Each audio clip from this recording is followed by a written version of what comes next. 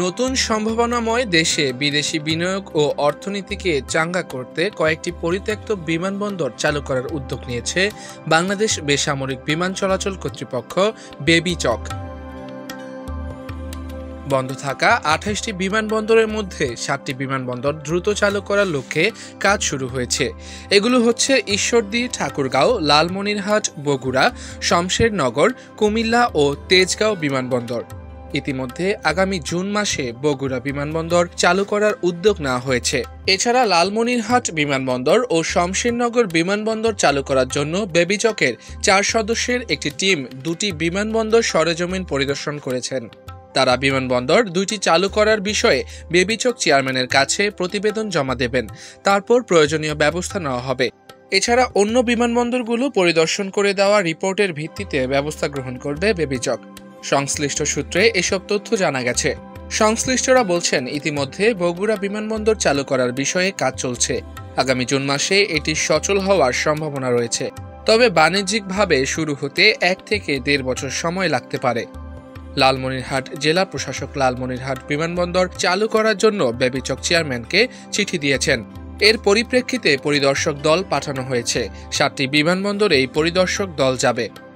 গত ১ এপ্রিল বেবিচক চেয়ারম্যানকে লালমনিরহাট বিমানবন্দর চালুর জন্য চিঠি দেন জেলা প্রশাসক HM রকিব হায়দার। চিঠিতে বলা হয়, বাংলাদেশের উত্তর জনপদের প্রান্তিক জেলা লালমনিরহাটে ব্রিটিশ শাসনকালে বাংলাদেশে নির্মিত ৬টি বিমানবন্দরের অন্যতম বৃহত্তম বিমানবন্দরটি অবস্থিত। প্রাপ্ত তথ্য মতে ১৯৩১ সালে নির্মিত ৪ কিলোমিটার রানওয়ে বিশিষ্ট এই বিমানবন্দর দক্ষিণ এশিয়ার দ্বিতীয় বৃহত্তম বিমানবন্দর হিসেবে পরিচিত। একটি বিমানবন্দরের উল্লেখযোগ্য অবকাঠামো যেমন ৪ কিলোমিটার রানওয়ে, বিশাল টারমাক, হ্যাঙ্গার, ট্যাক্সিওয়ে ইত্যাদি অবকাঠামো এই বিমানবন্দরে বিদ্যমান রয়েছে। সামান্য সংস্কার করা হলেই এগুলো ব্যবহার উপযোগী হয়ে উঠবে। এই বিমানবন্দর চালু করতে কোনো ভূমি অধিগ্রহণের প্রয়োজন হবে না। দ্বিতীয় বিশ্বযুদ্ধের সময়ে সর্বশেষবারের মতো এই বিমানবন্দর ব্যবহৃত হয়েছে, যা বাংলাদেশের উত্তরাঞ্চল সহ ভারতের পূর্বাঞ্চলীয় ৭টি রাজ্য, নেপাল ও ভুটানে যোগাযোগের অন্যতম কেন্দ্রবিন্দু ছিল। স্বাধীনতা লাভের পর বিভিন্ন সময় পরিত্যক্ত এই বিমানবন্দর চালুর দাবি করা হলেও এখনও চালু হয়নি।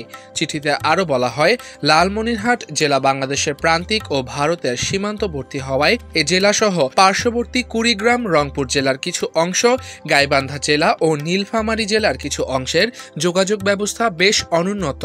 এ কারণে এই অঞ্চলে দারিদ্র্যের হার সর্বোচ্চ। শিক্ষার হার, বিদেশে কর্মরত প্রবাসীর সংখ্যা, অর্থনৈতিক অঞ্চল ও শিল্প কারখানার সংখ্যা বিবেচনায় দেশের অন্যান্য অঞ্চলের তুলনায় এই অঞ্চল অনেক পিছিয়ে। কুড়িগ্রামের সোনাহাট স্থলবন্দর ও লালমনিরহাটের বুড়িমারি স্থলবন্দর চালু হলেও যোগাযোগ ব্যবস্থার কারণে এখানে আমদানি রপ্তানি বাণিজ্যের ব্যাপক সম্ভাবনাকে কাজে লাগানো যায়নি। এছাড়াও সম্প্রতি কুড়িগ্রামে ভুটানের জন্য একটি আন্তর্জাতিক ইপিজেট স্থাপনের সিদ্ধান্ত হয়েছে। পরিত্যক্ত এই বিমানবন্দর চালু হলে উত্তরাঞ্চলের সবচেয়ে দরিদ্র জেলা লালমনিরহাট ও কুড়িগ্রাম হয়ে উঠবে উত্তরাঞ্চল সহ ভারতের ৭ রাজ্য, নেপাল, ভুটান, সিকিম ও তিব্বত অঞ্চলের জন্য এক আকর্ষণীয় আন্তর্জাতিক বাণিজ্যিক ও পর্যটন কেন্দ্র। এর ফলে এই অঞ্চলে দারিদ্র্যের অবসান ঘটবে এবং টেকসই লক্ষ্যমাত্রা ২০৩০ অর্জিত হবে। ১৯৪২ সালে ব্রিটিশরা দ্বিতীয় বিশ্বযুদ্ধের সময় বড় যে ২টি বিমানবন্দর নির্মাণ করেছিল তার একটি হচ্ছে কমলগঞ্জের শমশেরনগর বিমানবন্দর। তৎকালে বিমানবন্দরটির নামকরণ করা হয় দিলজান্ত বন্দর। স্বাধীনতা পরবর্তী সময়ে নাম পরিবর্তন করে রাখা হয় শমশেরনগর বিমানবন্দর। অযত্ন অবহেলায় পড়ে থাকা বিমানবন্দরটিতে ১৯৭৫ সালে বিমান বাহিনীর একটি ইউনিট খোলা হয়। সেখানে বিমান বাহিনীর তত্ত্বাবধানে একটি প্রশিক্ষণ স্কুল চালু করা হয়। সেই থেকে বিমান বাহিনীর প্রশিক্ষণ বিমান ও হেলিকপ্টার উঠানামা করে এখানে। ৬,০০০ ফুট দৈর্ঘ্য ও ৭৫ ফুট প্রস্থ বিশিষ্ট এই বিমানবন্দরে বড় একটি অংশ পতিত থাকায় বিমানবন্দর কর্তৃপক্ষ বিভিন্ন মেয়াদে স্থানীয়দের কাছে ইজারা দিয়ে থাকেন। সিলেট MAG ওসমানী আন্তর্জাতিক বিমানবন্দরে এখন যাত্রীর চাপও বেড়ে গেছে। ফলে বিমানবন্দরটি চালু হলে এই চাপ কমে আসবে। বিশেষজ্ঞরা বলছেন, ভারতের চিকেন স্নেকের কাছাকাছি হওয়ায় লালমনিরহাট বিমানবন্দর চালু নিয়ে ভারতের আপত্তি থাকতে পারে।